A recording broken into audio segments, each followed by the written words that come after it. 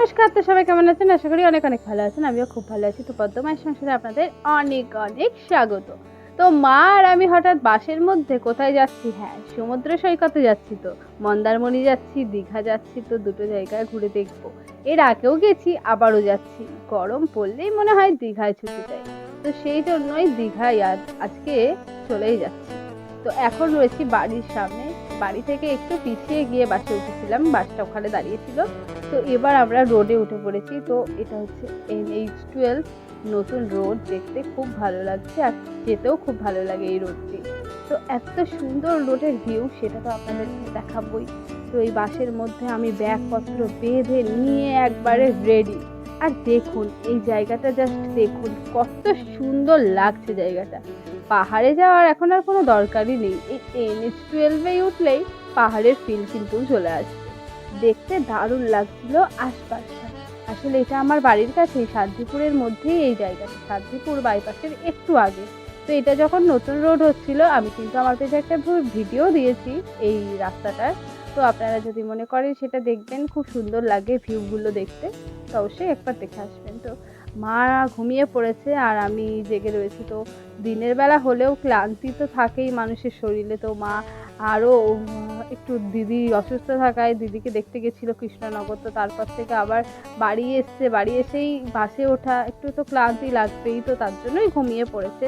তো আমরা এখন রাস্তায় রয়েছি, আর কিছুক্ষণের মধ্যেই পৌঁছে যাব দক্ষিণেশ্বর। তো আমি ভুলে গেছিলাম আপনাদের বলতে, দক্ষিণেশ্বর দর্শন করব, করে তারপরে আমরা মন্দারমণির জন্য রওনা দেব। তো দক্ষিণেশ্বর দর্শন করা আমার এই মুহূর্তে কমপ্লিট হয়ে গেছে। তো এখন আমরা আবার বাসে উঠে পড়েছি। তো দক্ষিণেশ্বরের ভিডিও তো করা যাবে না, মানে দক্ষিণেশ্বরের ভিডিও করতে দেয় না, ফোন নিয়ে যেতে দেয় না। তো ফোন বাসেই রেখে গেছিলাম, তার জন্য কিছুই দিতে পারিনি, দেখাতে পারিনি।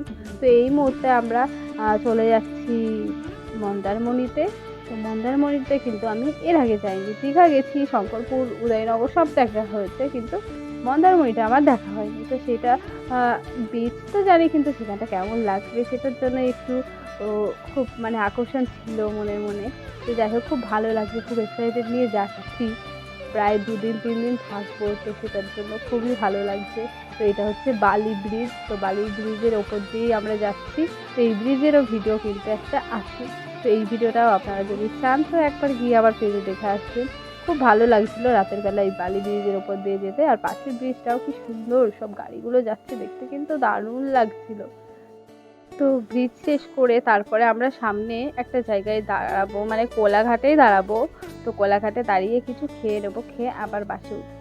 তো এখন আমরা কোলাঘাটে দাঁড়িয়েছি আর এখানে একটা হোটেলে যাচ্ছি। তো সেখানে আমরা কিছু খাওয়া দাওয়া করে নেব, আর খাওয়া দাওয়া সেরে আবার বাসে উঠবো। তো সারা রাত ধরে যাবো মন্দারমণির উদ্দেশ্যে। তো এই যে পেছনে হোটেল রয়েছে ওটাতেই আমরা যাব। তো সবাই যাচ্ছেও, তো আমরাও হাতটা জুড়ে দিলাম। তো এখন আমরা এই হোটেলটাতেই যাব, আর এই হোটেলটাতে রাতের ডিনারটা কমপ্লিট করে নেব।